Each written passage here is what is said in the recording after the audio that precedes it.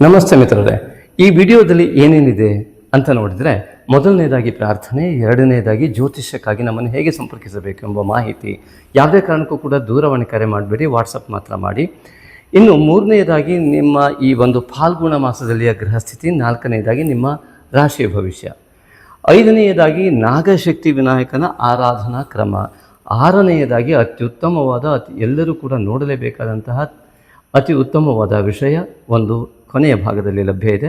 ಯಾವುದೇ ಕಾರಣಕ್ಕೂ ಕೂಡ ಅದನ್ನು ಮಿಸ್ ಮಾಡಬೇಡಿ. ಮತ್ತು ನಿಮ್ಮ ಸಂಸ್ಕಾರದಲ್ಲಿ ಯಾವ ರೀತಿಯ ಚಿಂತನೆ ಇದೆಯೋ ಅದೇ ರೀತಿಯ ಚಿಂತನೆಗಳು ಉತ್ತಮವಾದ ಜೀವನವನ್ನು ನಿಮಗೆ ನಿರೂಪಿಸುವುದರ ಜೊತೆಗೆ ಅನೇಕರ ಜೀವನವೂ ಕೂಡ ಉತ್ತಮವಾಗಿ ಆಗಲಿ ಎನ್ನುವ ನಿಮ್ಮ ಒಳ್ಳೆಯ ಸಂಸ್ಕಾರ. ಈ ವಿಡಿಯೋವನ್ನು ಶೇರ್ ಮಾಡೋದಕ್ಕಾಗಲಿ, ಲೈಕ್ ಮಾಡೋದಕ್ಕಾಗಿ, ಕಾಮೆಂಟ್ ಮಾಡೋದಕ್ಕಾಗಿ ಹಿಂದೇಟು ಹಾಕೋದು ಬೇಡ. ನಿಮ್ಮ ಸಂಸ್ಕಾರಕ್ಕಾಗಿ ನಮ್ಮ ಅನಂತ ಧನ್ಯವಾದಗಳು. ಓಂ ಮಾತ್ರೇ ನಮಃ, ಓಂ ಮಾತೃಭ್ಯೋ ನಮಃ, ಓಂ ಪಿತ್ರೇ ನಮಃ, ಓಂ ಪಿತೃಭ್ಯೋ ನಮಃ, ಓಂ ಗುರುಭ್ಯೋ ನಮಃ, ಓಂ ಆಚಾರ್ಯೇಭ್ಯೋ ನಮಃ, ಓಂ ಮಹಾಗಣಪತಯೇ ನಮಃ, ಓಂ ಕುಲದೇವತಾ ಭೂದೇವಿ ಸಹಿತ ಲಕ್ಷ್ಮೀನಾರಾಯಣಾಯ ನಮಃ, ಓಂ ಉಮಾಮಹೇಶ್ವರಾಭ್ಯಾಂ ನಮೋ ನಮಃ. ಸಮಸ್ತ ಋಷಿ ಪರಂಪರೆಯನ್ನು, ಸಮಸ್ತ ಗುರು ಪರಂಪರೆಯನ್ನು ತಲೆಬಾಗಿ ನಮಿಸುತ್ತಾ ಸಮಸ್ತ ಮಿತ್ರವೃಂದಕ್ಕೆ ನಮಸ್ಕಾರಗಳು. ಜ್ಯೋತಿಷಕ್ಕೆ ಹೇಗೆ ಸಂಪರ್ಕಿಸಬೇಕು, ಎಷ್ಟು ಫೀಸ್ ಕಟ್ಟಬೇಕು, ಮತ್ತು ಜನ್ಮ ತಾರೀಕು ಇತ್ಯಾದಿಗಳು, ಜಾತಕ ಇಲ್ಲದಿದ್ದವರು ಏನು ಮಾಡಬೇಕು, ಹೇಗೆ ಸಂಪರ್ಕಿಸೋದು ಅಂದರೆ, ನೀವು ಈ ಸಂಖ್ಯೆಗೆ ನಿಮ್ಮ ಹೆಸರನ್ನು ವಾಟ್ಸಪ್ ಮಾಡಿ ಮಾಹಿತಿ ಪಡೆಯಿರಿ. ನಮ್ಮ ಎಲ್ಲ ವಿಡಿಯೋಗಳಿಗಾಗಿ subscribe, like, comment and share ಮಾಡೋದನ್ನು ಮರಿಬೇಡಿ. ನಮಸ್ತೆ ಮಿತ್ರರೇ, ವಿಶ್ವಾವಸುನಾಮ ಸಂವತ್ಸರದ ಕೊನೆಯ ಮಾಸವಾದ ಫಾಲ್ಗುಣ ಮಾಸಕ್ಕೆ ಆತ್ಮೀಯ ಸ್ವಾಗತ. ಗ್ಯಾಗೋರಿಯನ್ ಕ್ಯಾಲೆಂಡರ್ ಪ್ರಕಾರವಾಗಿ 18/2/26ರಿಂದ 19/3/26ರವರೆಗೆ ಈ ಫಾಲ್ಗುಣ ಮಾಸ ತನ್ನ ಅವಧಿಯನ್ನು ಹೊಂದಿದೆ. ಈ ಫಾಲ್ಗುಣ ಮಾಸದಲ್ಲಿ 3 ಗ್ರಹಗಳು ವಿಶೇಷವಾಗಿ ತಮ್ಮ ರಾಶಿಯನ್ನು ಮುಂದಿನ ರಾಶಿಗೆ ಪ್ರವೇಶ ಮಾಡ್ತಾ ಇದ್ದಾವೆ. ಮೊದಲನೇದಾಗಿ ಕುಜ, ನಂತರ ಶುಕ್ರ ಮತ್ತು ರವಿ ಗ್ರಹಗಳು. 23/2/2026ರಂದು ಕುಜ ಗ್ರಹವು ಕುಂಭ ರಾಶಿಯನ್ನು ಪ್ರವೇಶ ಮಾಡ್ತಾ ಇದ್ದಾನೆ. ಈ ಒಂದು ಸೋಮವಾರ 6ನೆಯ ಅಂದರೆ ಷಷ್ಠಿಯಂದು 1/3/2026 ಮಾರ್ಚ್ 1ರಂದು ಶುಕ್ರನು ತನ್ನ ಉಚ್ಚ ರಾಶಿಯಾದ ಮೀನ ರಾಶಿಯನ್ನು ಪ್ರವೇಶ ಮಾಡ್ತಾ ಇದ್ದಾನೆ. ಇದರ ಫಲ ಅದ್ಭುತವಾಗಿದೆ. ಭಾನುವಾರ ದಿವಸ ತ್ರಯೋದಶಿಯಂದು ಈ ಒಂದು ಶುಕ್ರನು ತನ್ನ ಉಚ್ಚ ರಾಶಿಯನ್ನು ಪ್ರವೇಶ ಮಾಡ್ತಾ ಇರುವಂಥದ್ದು. 14/3/2026 ರವಿ ಗ್ರಹವು ಮೀನ ರಾಶಿಯನ್ನು ಶನಿವಾರ ದಿವಸ ಏಕಾದಶಿಯಂದು ಪ್ರವೇಶ ಮಾಡ್ತಾ ಇರುವಂಥದ್ದು. ಇದು ಅದ್ಭುತವಾದಂತಹ ಒಂದು ಗ್ರಹ ಸ್ಥಿತಿಗಳಾದರೆ, ಇನ್ನು ದಿನಾಂಕ 2 ಮಾರ್ಚ್ 2ರಂದು ಪೂರ್ಣಿಮೆ ಸಂಭವಿಸುತ್ತೆ. ಮಾರ್ಚ್ 2ರಂದು 5:37ಕ್ಕೆ ಪ್ರಾರಂಭವಾಗುವ ಪೂರ್ಣಿಮೆ ಮರು ದಿವಸ ಮಧ್ಯಾಹ್ನ 4:47ರವರೆಗೆ ಇರುತ್ತೆ. ಅಂದರೆ 3ನೇ ತಾರೀಕಿಗೆ ಸೂರ್ಯೋದಯಕ್ಕೆ ಪೌರ್ಣಿಮೆ ಸಿಗುತ್ತೆ. ಹಾಗಾಗಿ ಮೊದಲು ಹೋಳಿ ಹಬ್ಬದ ಶುಭಾಶಯಗಳು ತಮಗೆಲ್ಲ. ಹಾಗಾಗಿ ಇಲ್ಲಿ ಆ ಹೋಳಿಯ ಹಬ್ಬದ ವಿಶೇಷವಾದ ಕಾಮದಹನವನ್ನು 2ನೇ ತಾರೀಕಿನ ಸಂಜೆಯಂದು ಮತ್ತು ಸತ್ಯನಾರಾಯಣ ಕಥೆಯನ್ನು ಸಂಜೆ ಮಾಡುವವರು 2ನೇ ತಾರೀಕಿನ ಸಂಜೆಯನ್ನು ಮಾಡ್ತಾರೆ.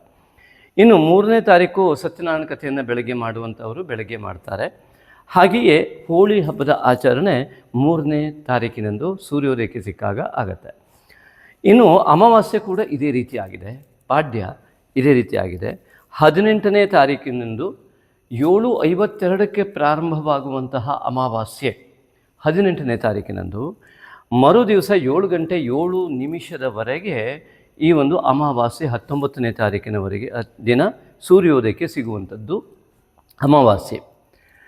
ಇದು ಯುಗಾದಿ ಅಮಾವಾಸ್ಯೆ ಆಗಿದ್ದು 18ನೇ ತಾರೀಕಿನ ದಿವಸ ಸೂರ್ಯೋದಯಕ್ಕೆ ಇಲ್ಲದೆ ಸಂಜೆ ಅಮಾವಾಸ್ಯೆ ಇರುತ್ತೆ. ತರ್ಪಣಾದಿಗಳು, ಶ್ರಾದ್ದಾದಿಗಳು 18ನೇ ತಾರೀಕಿನಿಂದಲೇ ಆಗತ್ತೆ. ಆದರೆ 19ನೇ ತಾರೀಕು ಕೂಡ ಅಮಾವಾಸ್ಯೆ ಅಂತ ಪರಿಗಣಿಸಲ್ಪಡುತ್ತೆ. ಇನ್ನು ವಿಶೇಷ ಅಂತಂದರೆ 7:07 ಪಾಡ್ಯ ಪ್ರಾರಂಭವಾಗಿ ಶ್ರೀ ಪರಾಭವ ಸಂವತ್ಸರದ ಆರಂಭ. ಮರು ದಿವಸ ಬೆಳಗ್ಗೆ ಈ ಪಾಡ್ಯ 5:55 ಇದ್ದು ಈ ಬಾರಿಯ ಶ್ರೀ ಪರಾಭವ ಸಂವತ್ಸರದ ಪ್ರಾರಂಭದ ಪಾಡ್ಯವು ಸೂರ್ಯೋದಯಕ್ಕೆ ಸಿಗದೇ ಇರುವಂಥ ಅವಸ್ಥೆಯಲ್ಲಿ ಇದೆ. ಹಾಗಾಗಿ ಈ ಯುಗಾದಿ ಹಬ್ಬವನ್ನು 19ನೇ ತಾರೀಕಿನಂದೇ ಮಾಡುವುದು ಅನಿವಾರ್ಯ ಕೂಡ. 20ನೇ ತಾರೀಕಿಗೂ ಕೂಡ ಪಾಡ್ಯ ಸೂರ್ಯೋದಯಕ್ಕೆ ಸಿಗುವುದಿಲ್ಲ, 19ಕ್ಕೂ ಕೂಡ ಸಿಗುವುದಿಲ್ಲ. ಹಾಗಾಗಿ 19 7:07 ಇದ್ದು ಆ 19ನೇ ತಾರೀಕಿನಲ್ಲಿಯೇ ಅತಿ ಹೆಚ್ಚಿನ ಅವಧಿ ಪಾಡ್ಯ ಇರುವುದರಿಂದ ಯುಗಾದಿಯ ಹಬ್ಬ ಆವತ್ತೇ ಆಚರಣೆ, ಹೊಸ ವರ್ಷದ ಆಚರಣೆ. ಹಾಗಾಗಿ ನಿಮಗೆಲ್ಲ ಹೊಸ ವರ್ಷದ ಶುಭಾಶಯಗಳು. ಈ ಶ್ರೀ ಪರಾಭವ ಸಂವತ್ಸರವು ಕೂಡ ಇದೇ 19ನೇ ತಾರೀಕಿನಂದೇ ಪ್ರಾರಂಭ ಆಗಿಬಿಡುತ್ತೆ. ಬೆಳಗ್ಗೆ 7:07 ಶ್ರೀ ಪರಾಭವ ಸಂವತ್ಸರ ಪ್ರಾರಂಭ, ವಿಶ್ವಾವಸು ಸಂವತ್ಸರದ ಅಂತ್ಯವಾಗತ್ತೆ. ಅದೇ ರೀತಿ ಪೌರ್ಣಿಮೆ ಅಮಾವಾಸ್ಯೆಗಳು ಕೂಡ ಕೇವಲ ಈ ರೀತಿ ಸೂರ್ಯೋದಯ ಸೂರ್ಯಾಸ್ತಗಳ ಮಧ್ಯಗಳಲ್ಲಿ ಆಗುವ ವ್ಯತ್ಯಾಸವಲ್ಲದೆ, ಇಲ್ಲಿ ಸಿಂಹ ರಾಶಿಯಿಂದ ಕನ್ಯಾ ರಾಶಿಯಲ್ಲಿ ಇರುವಂತಹ ಯಾವ ಕಾಲ್ಪನಿಕ ರೇಖೆ ಇದೆ, ಆ ಕಾಲ್ಪನಿಕ ರೇಖೆಯ ಮಧ್ಯದಲ್ಲಿ ಪೌರ್ಣಿಮೆಯು, ಹಾಗೆ ಕುಂಭ ರಾಶಿಯಿಂದ ಮೀನರಾಶಿಯ ಮಧ್ಯದಲ್ಲಿ ಯಾವ ಕಾಲ್ಪನಿಕ ಭೇದ ಇದೆ, ಆ ಒಂದು 2 ರಾಶಿಗಳ ಮಧ್ಯದಲ್ಲಿ ಈ ಅಮಾವಾಸ್ಯೆ ಘಟಿಸುತ್ತಾ ಇದೆ. ಇದೇ ಈ ವರ್ಷದ ವಿಶ್ವಾವಸು ಸಂವತ್ಸರದ ಆ ಬೀಳ್ಕೊಡುಗೆ. ಈ ಒಂದು ಪೌರ್ಣಿಮೆ ಮತ್ತು ಅಮಾವಾಸ್ಯೆಯಿಂದ ನಮಗೆ ಕಂಡುಬರುವುದು. ಅಮಾವಾಸ್ಯೆಯಿಂದ ಬೀಳ್ಕೊಡುಗೆ ಆಗುತ್ತೆ, ಆದರೆ ಪೌರ್ಣಿಮೆಯ ದಿವಸ ಚಿತ್ತಾ ನಕ್ಷತ್ರವಿದ್ದಲ್ಲಿ ಚೈತ್ರ ಮಾಸ ಅಂತ. ಹಾಗಾಗಿ ಈ ಮುಂದಿನ ಫಾಲ್ಗುಣ ಮಾಸದ ನಂತರ ಬರುವಂತಹ ಚೈತ್ರ ಮಾಸಕ್ಕೆ ತಮಗೆಲ್ಲರಿಗೂ ಕೂಡ ಸ್ವಾಗತವನ್ನು ಈಗಲೇ ಕೋರ್ತೇನೆ. ಈ ಒಂದು ಶ್ರೀ ಪರಾಭವ ಸಂವತ್ಸರ ಈ ಫಾಲ್ಗುಣ ಮಾಸದ ನಂತರವೂ ಕೂಡ ನಿಮಗೆ ಅತ್ಯಂತ ಒಳ್ಳೆಯದನ್ನು ಮಾಡಲಿ ಅಂತ ಅತ್ಯಂತ ಆತ್ಮೀಯವಾಗಿ ಬಯಸ್ತಾ ರಾಶಿ ಫಲದೆಡೆಗೆ ಗಮನ ಕೊಡೋಣ. ವೃಶ್ಚಿಕ ರಾಶಿ ಸಂಜಾತರೆಲ್ಲರಿಗೂ ಕೂಡ ಆತ್ಮೀಯವಾದಂತಹ ಫಾಲ್ಗುಣ ಮಾಸಕ್ಕೆ ಸ್ವಾಗತ. ವಿಶ್ವಾವಸು ನಾಮ ಸಂವತ್ಸರದ ಕೊನೆಯ ಒಂದು ಮಾಸ.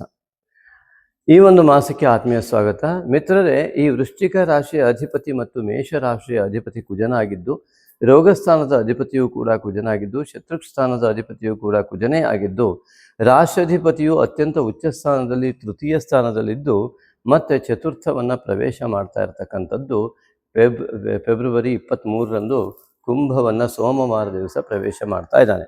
ಅಲ್ಲಿ ರಾಹುವಿನ ಗ್ರಸ್ತತೆಗೆ ಒಳಗಾಗುವಂತಹ ಕುಜಗ್ರಹದಿಂದಾಗಿ ಮೊದಲನೇದಾಗಿ ಇಲ್ಲಿ ಅನೇಕ ರೋಗ ಚಿಂತನೆಯನ್ನು ಮಾಡುವಂತಾಗತ್ತೆ. ಕೆಲವರಿಗೆ ಅನೇಕ ವಿಧವಾದಂಥ ರಕ್ತ ದೋಷಗಳು ಉಂಟಾಗುವಂಥದ್ದು, ಗ್ರಂಥಿಗಳಲ್ಲಿ ಯಾವ ಥೈರಾಯ್ಡ್ ಇರ್ಬೋದು ಅಥವಾ ಅನೇಕ ಗ್ರಂಥಿಗಳು, ಪಿಟ್ಯುಟರಿ ಗ್ರಂಥಿ, ಅರ್ಬುದ ರೋಗಗಳು, ಅರ್ಥಾತ್ ಇನ್ನು ಗಳಗಂಡ ರೋಗ ಇತ್ಯಾದಿಗಳು. ಅಂದರೆ ಇದೆಲ್ಲ ಆಗಲೇಬೇಕು ಅಂತಲ್ಲ, ಕೆಲವರಿಗೆ ಆಗುವ ಲಕ್ಷಣಗಳಿವೆ.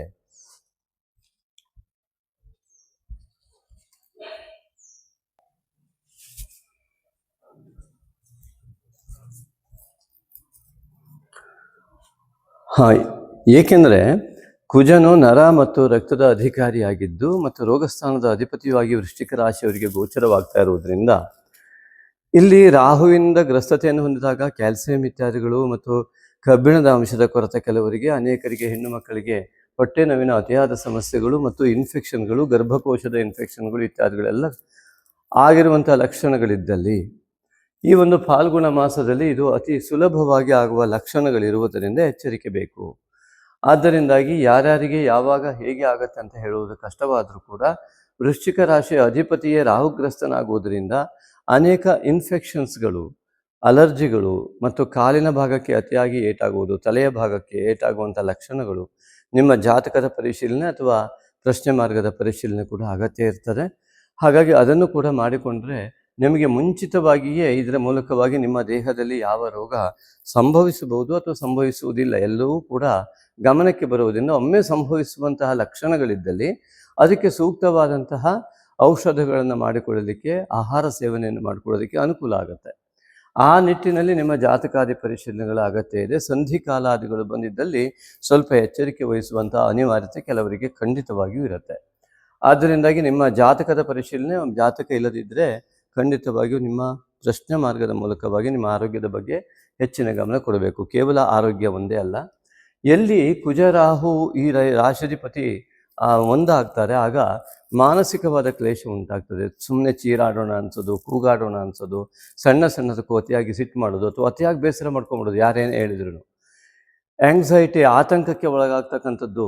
ನಾನು ಏನು ಮಾಡಿದ್ರು ನನಗೆ ಯಾರೋ ಸರಿ ಆಗ್ತಾ ಇಲ್ಲ, ನಾನೊಬ್ಬನೇ ಸರಿ, ಈ ರೀತಿಯಾದ ಭಾವಗಳು ಜಾಸ್ತಿ ಆಗ್ತಾ ಹೋಗಿ ಮಾನಸಿಕವಾಗಿ ಯಾರೊಂದಿಗೂ ಕೂಡ ಬೆರೆಯದ ಅಸಮಾಧಾನಯುಕ್ತವಾದ ಅತೃಪ್ತ ಮನಸ್ಥಿತಿ ಉಂಟಾಗುವಂಥ ಲಕ್ಷಣಗಳು ಕುಜರಾಹುವಿನಿಂದ ಉಂಟಾಗುತ್ತೆ.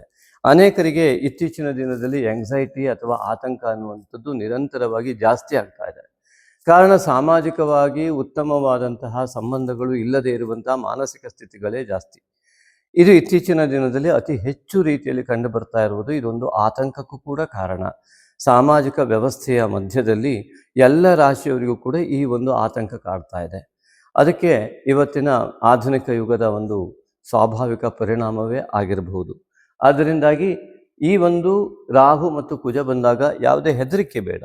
ಇಲ್ಲಿ ಅಷ್ಟಮದಲ್ಲಿ ಗುರು ಕಂಡು ಬರುವುದರಿಂದಾಗಿ ಪೂರ್ವಜನ್ಮದ ಪುಣ್ಯಾಂಶ ಕೆಲಸ ಮಾಡುವುದಿಲ್ಲ. ಅಂದರೆ ನಿಮಗೆ ಯಾವ ಮನಸ್ಸಿಗೆ ಆತಂಕ ಇದೆ, ಅಥವಾ ದೇಹಕ್ಕೆ ರೋಗ ಇದೆ, ಅಥವಾ ಯೋಗಕ್ಕೆ ರೋಗ ಇದೆ. ಯೋಗಕ್ಕೆ ರೋಗ ಅಂದರೆ ಯಾವುದೋ ಒಂದು ಕೆಲಸ ಆಗಬೇಕು, ಅದು ಆಗದೇ ಇರುವಂಥದ್ದು.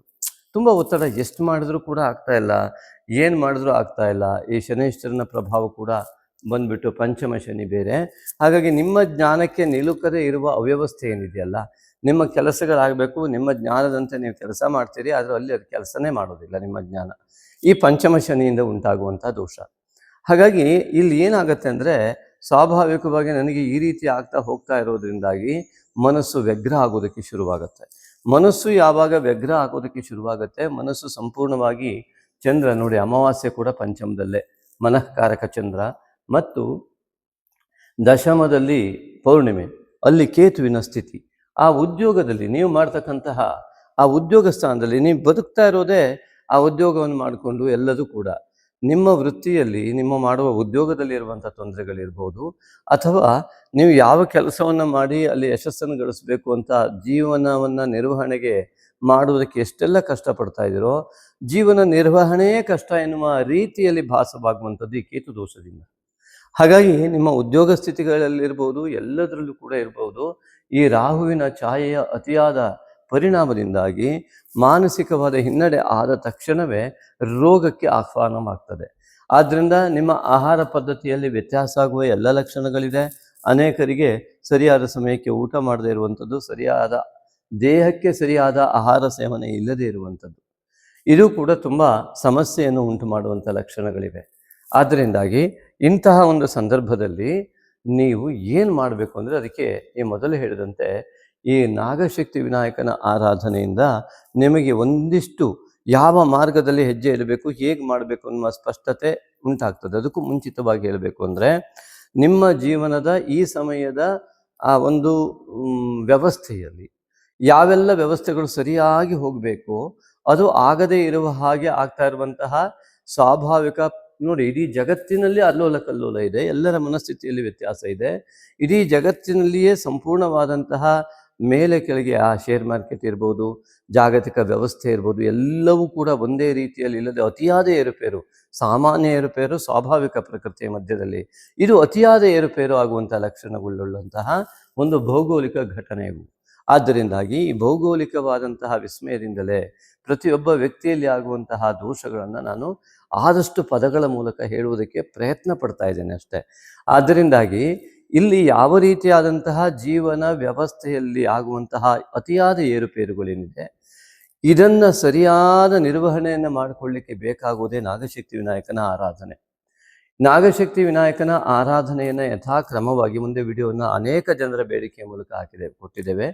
ಸಂಪೂರ್ಣವಾಗಿ ಮುದ್ಗಲ ಪುರಾಣ ಇತ್ಯಾದಿಗಳ ಆಧಾರ ಸಹಿತವಾಗಿರುವುದರಿಂದ ಶ್ರದ್ಧೆ, ಭಕ್ತಿ ಮತ್ತು ನಂಬಿಕೆ ದೇವರಿದ್ದಾನೆ ಎನ್ನುವ ಸಂಪೂರ್ಣ ನಂಬಿಕೆಯೊಂದಿಗೆ ಈ ಮತ್ತು ವಿಶೇಷವಾಗಿ ಪೌರ್ಣಿಮೆ ಮತ್ತು ಈ ಅಮಾವಾಸ್ಯೆ ಮತ್ತು ಪೌರ್ಣಿಮೆ, ಈ ಪೌರ್ಣಿಮೆಯ ದಿವಸ ನೀವು ಶುದ್ಧ ಸಂಕಲ್ಪಿತರಾಗಿ ತಾಯಿ, ತಂದೆ, ಗುರು ಮತ್ತು ಗಣಪತಿ ಆರಾಧನೆ, ಕುಲದೇವತಾ ಆರಾಧನೆ, ಜಪ ಇತ್ಯಾದಿಗಳನ್ನು ಮಾಡುವುದರಿಂದ ಅಲ್ಲಿ ಮಾನಸ ಪೂಜೆಯನ್ನು ಕೊಟ್ಟಿದ್ದೇವೆ. ಮನಸ್ಸಿನಲ್ಲಿ ಅವನ ಚಿತ್ರಣವನ್ನು ಬಿಂಬಿಸಿಕೊಂಡು ಆ ಸರಿಯಾದ ರೀತಿಯಲ್ಲಿ ಆ ಪೂಜಾ ಕ್ರಮವನ್ನು ರೂಢಿ ಮಾಡ್ಕೊಳ್ತಾ ಬಂದರೆ, ನಂತರ ಅಲ್ಲಿ ಜಪ ಮಾಡ್ತಕ್ಕಂಥವರು ಪೂಜೆಯ ನಂತರದಲ್ಲಿ, ಮಾನಸ ಪೂಜೆಯ ನಂತರದಲ್ಲಿ ಕಣ್ಣು ಮುಚ್ಚಿಕೊಂಡು ಮಾನಸ ಪೂಜೆಯನ್ನು ಮಾಡುವಷ್ಟು ಆ ವಿಡಿಯೋವನ್ನು ನೋಡಿ ನೀವು ಗ್ರಹಿಸಿಕೊಂಡಾಗ ಅನೇಕ ರೀತಿಯಾದಂತಹ ಆಚ್ಛಾದನೆ, ಯಾವಾಗ ಪರದೆ ಸರಿಸೋದಷ್ಟೇ ಹೊರಗಡೆದೆಲ್ಲ ಬಿಂಬಿತವಾಗ್ತದೆ. ಆದ್ದರಿಂದ ಆ ಗಣಪತಿಯ ಆರಾಧನೆ, ನಾಗಶಕ್ತಿ ವಿನಾಯಕನ ಆರಾಧನೆ ಅದಕ್ಕೆ ಅತ್ಯಂತ ಸಹಕಾರ ಆಗುತ್ತೆ. ನೀವು ಮಾಡಿ ನೋಡಿ, ನಂಬಿಕೆಯಿಂದ ಮಾಡಿದಲ್ಲಿ ನಿಮಗೆ ಖಂಡಿತವಾಗಿಯೂ ಫಲಸಿದ್ಧ, ಯಾವ ಸಂದೇಹ ಕೂಡ ಇಲ್ಲ. ಎರಡನೇದಾಗಿ ಇಲ್ಲಿ ನಾಗಶಕ್ತಿ ವಿನಾಯಕನ ಜಪವನ್ನು ಮಾಡುವುದು ಕೂಡ ಮುಖ್ಯ.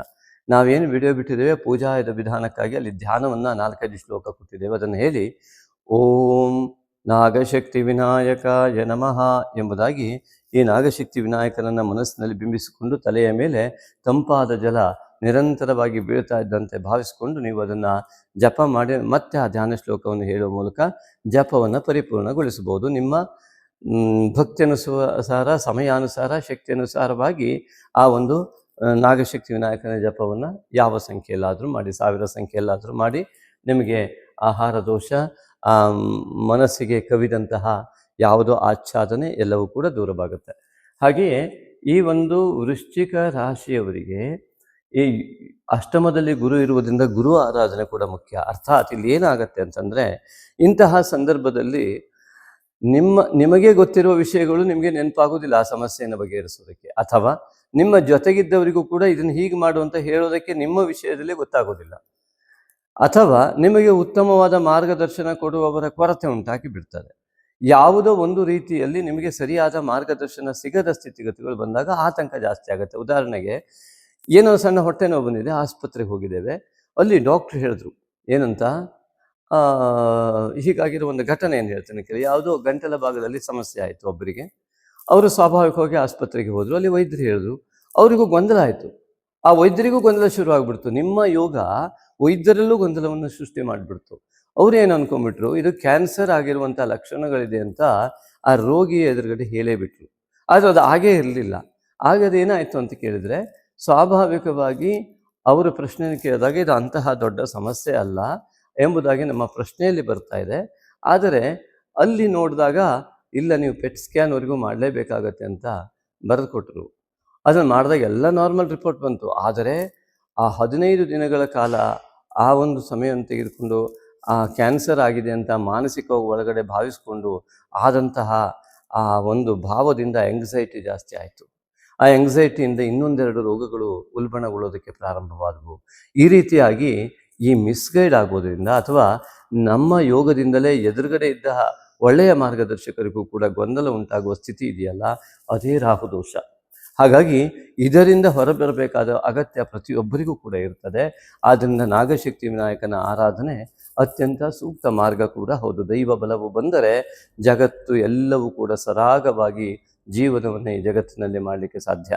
ಆದ್ದರಿಂದಾಗಿ ನಾಗಶಕ್ತಿ ವಿನಾಯಕನ ಸಂಪೂರ್ಣ ಅನುಗ್ರಹ ನಿಮಗೆ ಆಗಲಿ.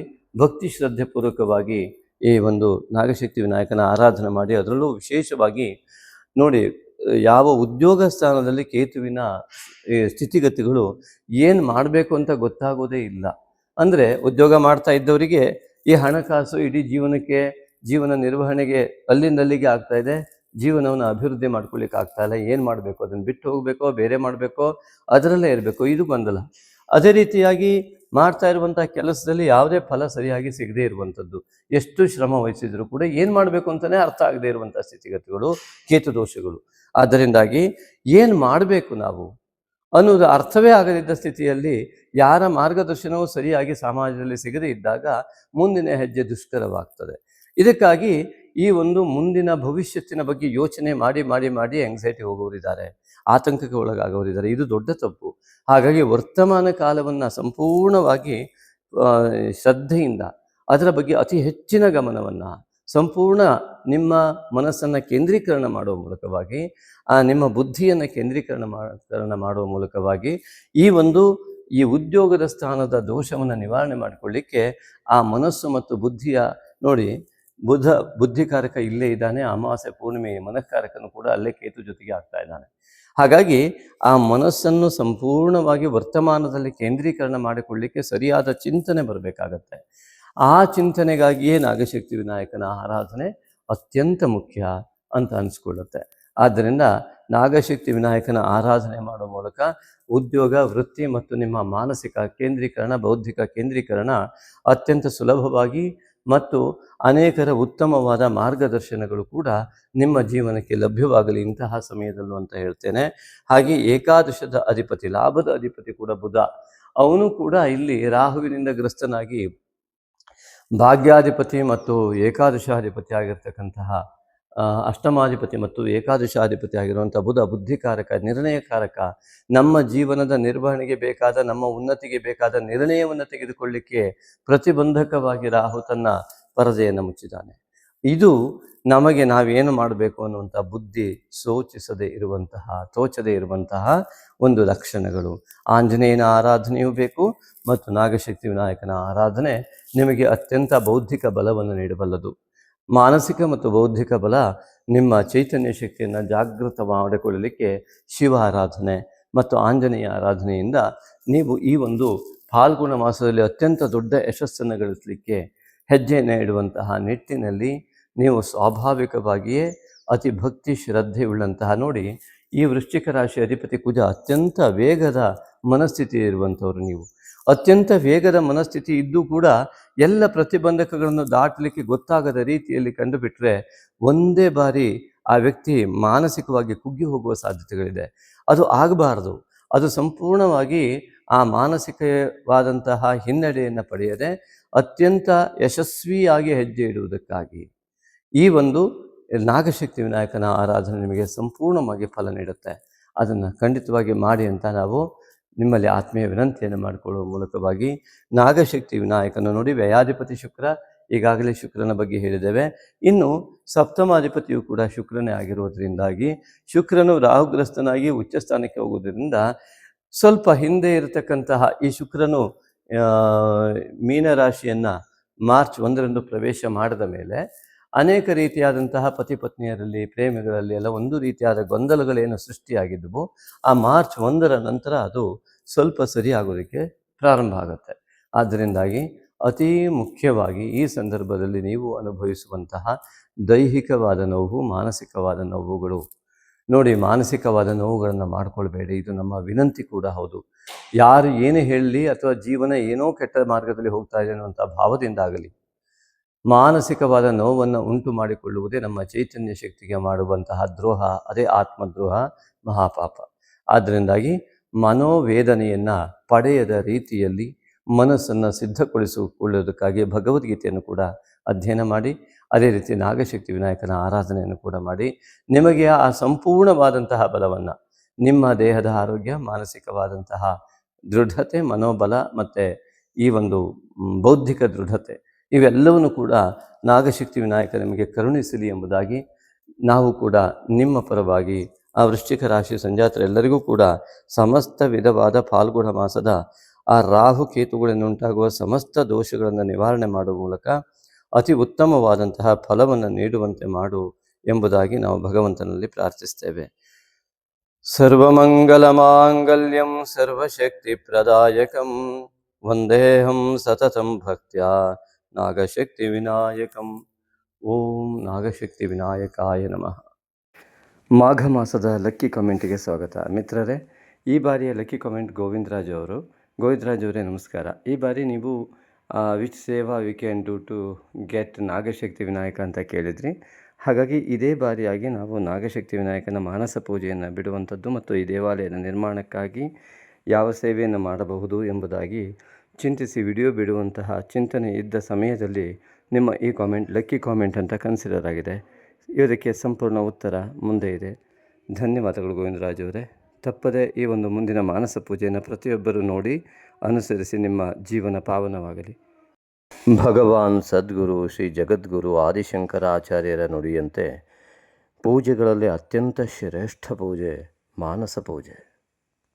ಲೋಕ ಕಲ್ಯಾಣಾರ್ಥವಾಗಿ ಅನೇಕ ಶ್ರದ್ಧಾಳುಗಳ ನಿರಂತರ ಬೇಡಿಕೆಯ ಮೇರೆಗೆ ಈ ಒಂದು ಶ್ರೇಷ್ಠವಾದ ನಾಗಶಕ್ತಿ ವಿನಾಯಕನ ಮಾನಸ ಪೂಜೆಯನ್ನು ನಾಗಯಜ್ಞೋಪವೀತಧಾರಿಯಾದಂತಹ ನಾಗಶಕ್ತಿ ವಿನಾಯಕನಿಗೆ ಸಮರ್ಪಿಸುತ್ತಿದ್ದೇವೆ.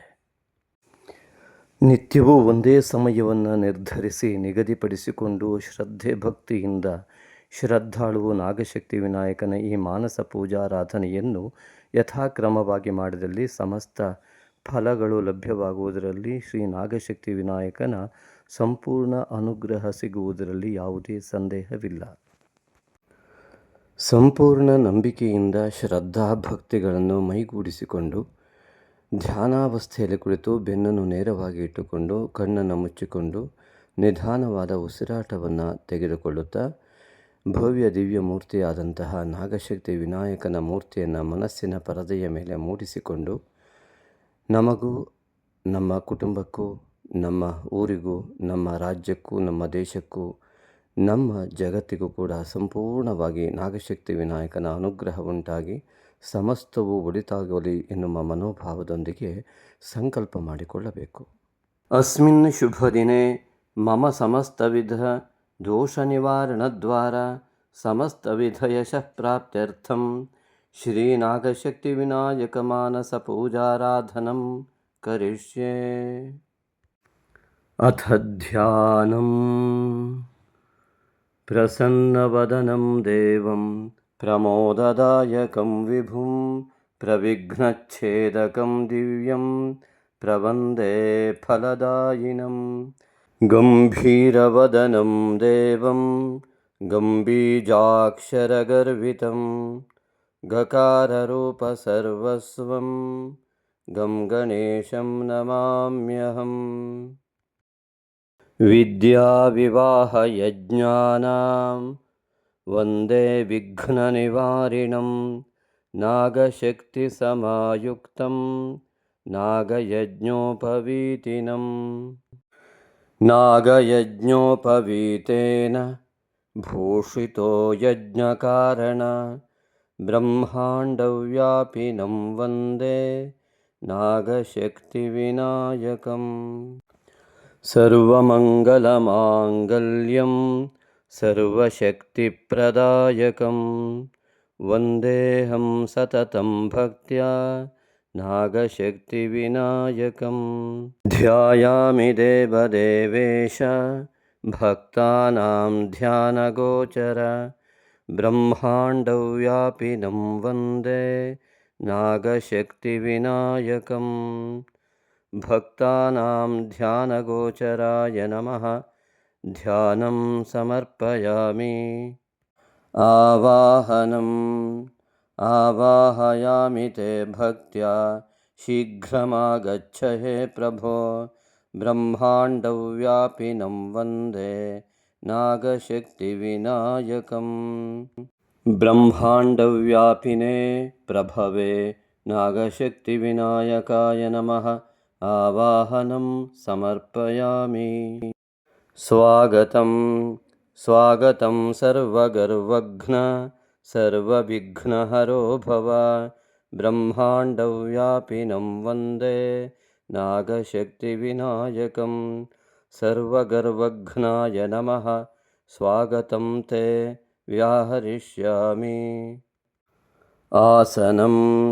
आसनमर्पये तुभ्यं विराजय महाप्रभो ब्रह्माण्डव्यापिनं वन्दे नागशक्तिविनायकं। महाप्रभवे नमः। आसनं समर्पयामि।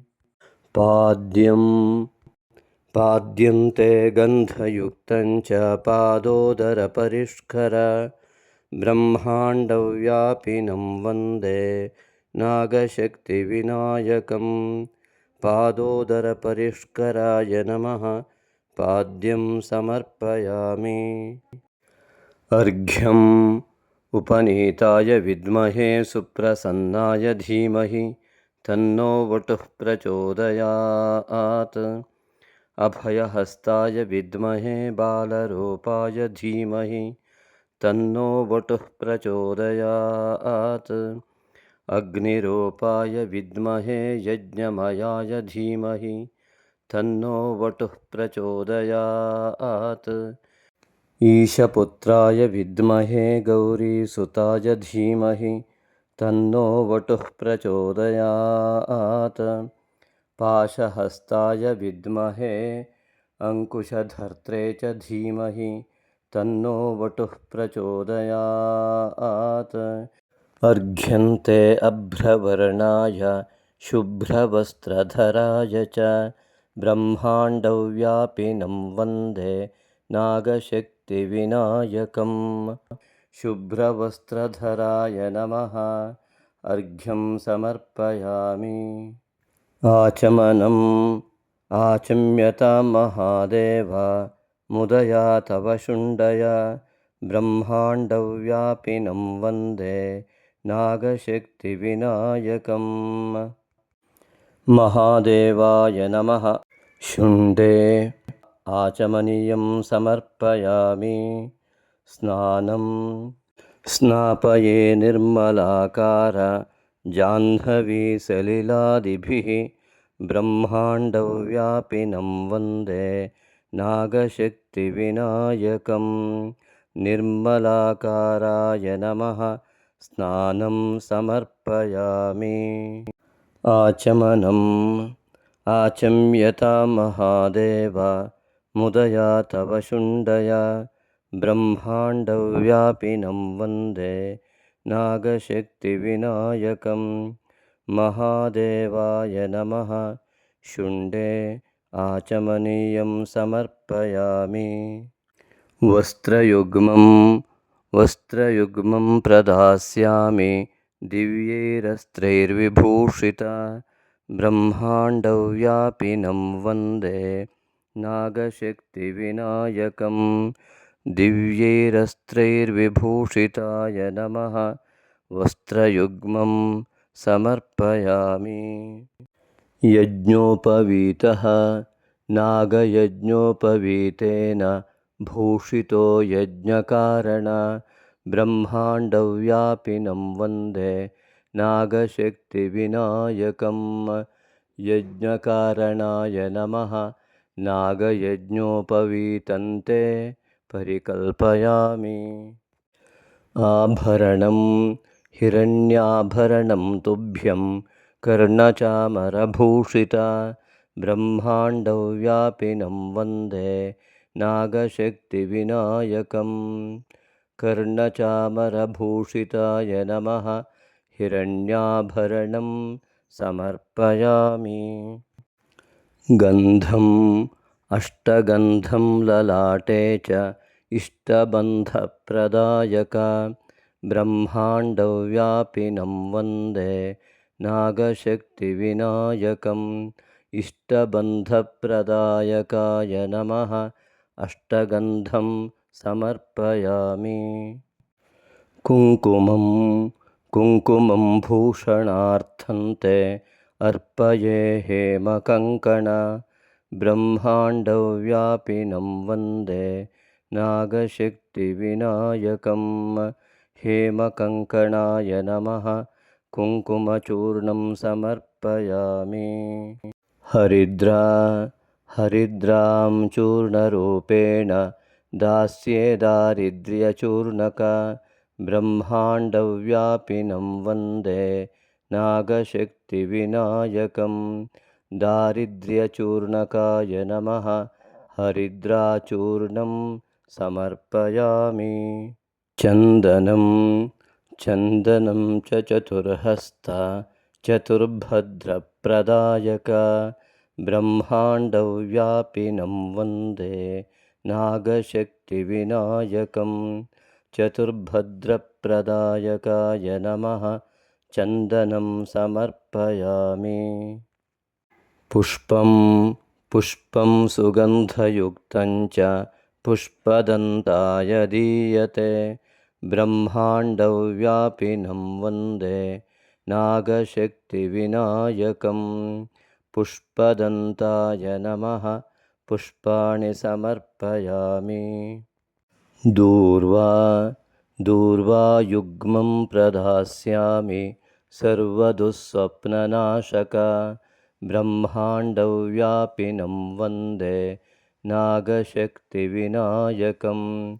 सर्वदुःस्वप्ननाशकाय नमः दूर्वायुग्मं समर्पयामि अर्चना ॐ उपनीताय नमः ॐ सुप्रसन्नाय नमः ॐ वटवे नमः ॐ अभयहस्ताय नमः ॐ बालरूपाय नमः ॐ अग्निरूपाय नमः ॐ यज्ञमयाय नमः ॐ ईशपुत्राय नमः ॐ गौरीसुताय नमः ॐ पाशहस्ताय नमः ॐ अङ्कुशधर्त्रे नमः ॐ नागशक्तिविनायकाय नमः तव नामार्चनं पुण्यं प्रसीद गणनायक ब्रह्माण्डव्यापिनं वन्दे नागशक्तिविनायकम् गणनायकाय नमः नामपूजां समर्पयामि धूपमाघ्रापये तुभ्यं धूर्जटेः प्रियनन्दन ब्रह्माण्डव्यापिनं वन्दे नागशक्तिविनायकं धूर्जटेः प्रियनन्दनाय नमः धूपमाघ्रापयामि दीपः सुदीपास्ते प्रदर्श्यन्ते अज्ञानध्वान्तनाशक ब्रह्माण्डव्यापिनं वन्दे नागशक्तिविनायकम् अज्ञानध्वान्तनाशकाय सुज्ञानकारिणे नमः सुदीपं ते दर्शयामि नैवेद्यं लम्बोदरमहाकाय फलवैविध्यमर्पये ब्रह्माण्डव्यापिनं वन्दे नागशक्तिविनायकं प्राणाय नमः अपानाय नमः व्यानाय नमः उदानाय नमः समानाय नमः लम्बोदरमहाकायाय नमः समर्पितनैवेद्यैः तृप्तो भव आचमनम् आचम्यता महादेव मुदया तव शुण्डया ब्रह्माण्डव्यापिनं वन्दे नागशक्तिविनायकं महादेवाय नमः शुण्डे आचमनीयं परिकल्पयामि हस्तप्रक्षालनं हस्तौ क्षालय देवेश सोमसूर्याग्निलोचन ब्रह्माण्डव्यापिनं वन्दे नागशक्तिविनायकं सोमसूर्याग्निलोचनाय नमः हस्तप्रक्षालनं समर्पयामि नीराजनं गृहाणेदं सुमङ्गलनिरञ्जन ब्रह्माण्डव्यापिनं वन्दे नागशक्तिविनायकं सुमङ्गलनिरञ्जनाय नमः नीराजनं समर्पयामि पुष्पाञ्जलिः पुष्पाञ्जलिस्तु भक्त्या च सदन्ताभयमुद्रक ब्रह्माण्डव्यापिनं वन्दे नागशक्तिविनायकं सदन्ताभयमुद्रकाय नमः पुष्पाञ्जलिं समर्पयामि प्रदक्षिणनमस्काराः क्रियन्ते पापनाशक ब्रह्माण्डव्यापिनं वन्दे नागशक्तिविनायकं पापनाशकाय नमः प्रदक्षिणनमस्कारान् समर्पयामि प्रसन्नार्घ्यम् उपनीताय विद्महे सुप्रसन्नाय धीमहि तन्नो वटुः प्रचोदयात् अभयहस्ताय विद्महे बालरूपाय धीमहि तन्नो वटुः प्रचोदयात् अग्निरूपाय विद्महे यज्ञमयाय धीमहि तन्नो वटुः प्रचोदयात् ईशपुत्राय विद्महे गौरीसुताय धीमहि तन्नो वटुः प्रचोदयात् पाशहस्ताय विद्महे अंकुशधर्त्रे च धीमहि तन्नो वटुः प्रचोदयात् अर्घ्यन्ते अभ्रवर्णाय शुभ्रवस्त्रधराय च ब्रह्माण्डव्यापिनं वन्दे नागशक्तिविनायकं शुभ्रवस्त्रधराय नमः ಪ್ರಸನ್ನಾರ್ಘ್ಯಂ ಸಮರ್ಪಯಾಮಿ. ಭಕ್ತಿಯಿಂದ ಪ್ರಾರ್ಥಿಸಿಕೊಳ್ಳುವುದು. ಹೇ ನಾಗಶಕ್ತಿ ವಿನಾಯಕ, ನಾನು ಮಾಡುವ ಎಲ್ಲ ಯೋಚನೆಗಳನ್ನು, ನಾನು ಮಾಡುವ ಎಲ್ಲ ಕೆಲಸಗಳನ್ನು, ನಾನು ಆಡುವ ಎಲ್ಲ ಮಾತುಗಳನ್ನು ನಿನಗೇ ಅರ್ಪಿಸುತ್ತೇನೆ. ನಿನ್ನ ಪಾದಾರವಿಂದಗಳಲ್ಲಿ ಅರ್ಪಿಸುತ್ತೇನೆ. ಹೇ ನಾಗಶಕ್ತಿ ವಿನಾಯಕ, ನನ್ನ ಯೋಚನೆಗಳೆಲ್ಲವೂ ಕೂಡ ನಿನ್ನ ಧ್ಯಾನ, ನಾನು ಮಾಡುವ ಕೆಲಸಗಳೆಲ್ಲ ನಿನ್ನ ಸೇವೆ, ನಾನಾಡುವ ಎಲ್ಲ ಮಾತುಗಳು ನಿನ್ನ ಸ್ತುತಿ. ಹೇ ನಾಗಶಕ್ತಿ ವಿನಾಯಕ, ನನ್ನ ಪೂರ್ವ ಜನ್ಮದ ಜನ್ಮಾಂತರದ ಎಲ್ಲ ದೋಷಗಳನ್ನು ಈ ಜನ್ಮದಲ್ಲಿ ಉಂಟಾದ ಎಲ್ಲ ದೋಷಗಳನ್ನು ಮತ್ತು ಕುಟುಂಬದಿಂದ ಬಂದ ಸಮಸ್ತ ದೋಷಗಳನ್ನು ನಿವಾರಣೆ ಮಾಡಿ ಅನುಗ್ರಹಿಸು. ನನಗೂ ನನ್ನ ಕುಟುಂಬಕ್ಕೂ ಕುಲಕ್ಕೂ ನಮ್ಮ ದೇಶಕ್ಕೂ ನಮ್ಮ ಜಗತ್ತಿಗೂ ಕೂಡ ಸಂಪೂರ್ಣ ನಿನ್ನ ಅನುಗ್ರಹದ ಮೂಲಕ ಶಾಂತಿ ಉಂಟಾಗಲಿ, ಸಮಸ್ತ ವಿಧವಾದ ಒಳಿತುಂಟಾಗಲಿ. ನಾನು ನಿನಗೆ ಶರಣಾಗಿದ್ದೇನೆ. ಮನಸೋದ್ದಿಷ್ಟ ಪ್ರಾರ್ಥನಾಂ ಸಮರ್ಪಯಾಮಿ. ಅನೇನ ಶ್ರೀ ನಾಗಶಕ್ತಿ ವಿನಾಯಕ ಮಾನಸ ಪೂಜಾರಾಧನ ಕರ್ಮಣ ಶ್ರೀ ನಾಗಶಕ್ತಿ ವಿನಾಯಕ ಪ್ರೀಯತಾಂ. ಪ್ರಸಾದಂ ದೇಹಿ ಭಗವನ್ ಪ್ರಸೀದ ಮಮ ದೇವತಾ. ಬ್ರಹ್ಮಾಂಡವ್ಯಾಪಿನಂ ವಂದೇ ನಾಗಶಕ್ತಿ ವಿನಾಯಕಂ. ಸುಪ್ರಸಾದೋ ಅಸ್ತು. ಶ್ರೀ ನಾಗಶಕ್ತಿ ವಿನಾಯಕನ ಅಭಯ ಹಸ್ತದಿಂದ ಸಂಪೂರ್ಣವಾದ ಒಂದು ಅಭಯ ಲಭ್ಯವಾಗಿದೆ. ನಿಧಾನವಾಗಿ ಕೈಗಳನ್ನು ಉಜ್ಜಿ ಕಣ್ಣುಗಳ ಮೇಲೆ ಅಂಗೈಗಳನ್ನು ಇಟ್ಟುಕೊಂಡು ನಿಧಾನವಾಗಿ ಕಣ್ತೆರೆದು ಆ ನಾಗಶಕ್ತಿ ವಿನಾಯಕನನ್ನು ಮನಸ್ಸಿನಲ್ಲಿ ಸ್ಮರಿಸುತ್ತಾ ಈ ದಿನ ಸಂಪೂರ್ಣವಾಗಿ ನಾಗಶಕ್ತಿ ವಿನಾಯಕನ ಸಂಪೂರ್ಣ ಅನುಗ್ರಹದಿಂದ ಸಮಸ್ತ ಶುಭವುಂಟಾಗಲಿದೆ ಎಂಬುದಾಗಿ ಭಾವಿಸಿ. ನಮ್ಮನ್ನು ಸೃಷ್ಟಿಸಿದ ದೇವರಿಗೆ ಋಣಿಯಾಗಿ ದಾನದಲ್ಲೇ ಶ್ರೇಷ್ಠವಾದ ದಾನವಾದ ಸಾತ್ವಿಕ ದಾನವನ್ನು ಮಾಡಲು ಸಹೃದಯ ಆಸಕ್ತ ದಾನಿಗಳಿಗಿದು ಪುಣ್ಯಕಾಲ. ಶ್ರೀ ನಾಗಶಕ್ತಿ ವಿನಾಯಕನ ದೇವಾಲಯ ನಿರ್ಮಾಣಕ್ಕಾಗಿ ಭಕ್ತಿಭಾವದಿಂದ ನೀವು ನೀಡುವ ಒಂದೊಂದು ರೂಪಾಯಿಯೂ ನಿಮ್ಮ ಅನೇಕ ತಲೆಮಾರುಗಳವರೆಗೆ ಪುಣ್ಯವನ್ನು ಪ್ರವಹಿಸುವ ದೇಣಿಗೆಯಾಗಿರುವುದು.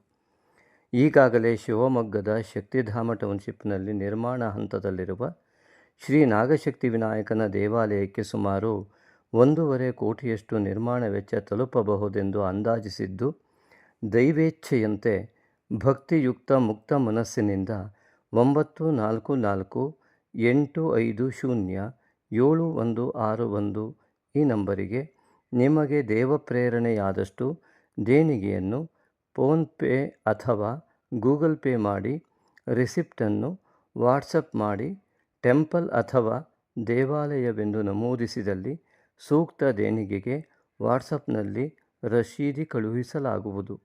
ಹೆಚ್ಚಿನ ಮಾಹಿತಿಗಾಗಿ ವಾಟ್ಸಪ್ ಮೂಲಕ ಸಂಪರ್ಕಿಸಬಹುದು.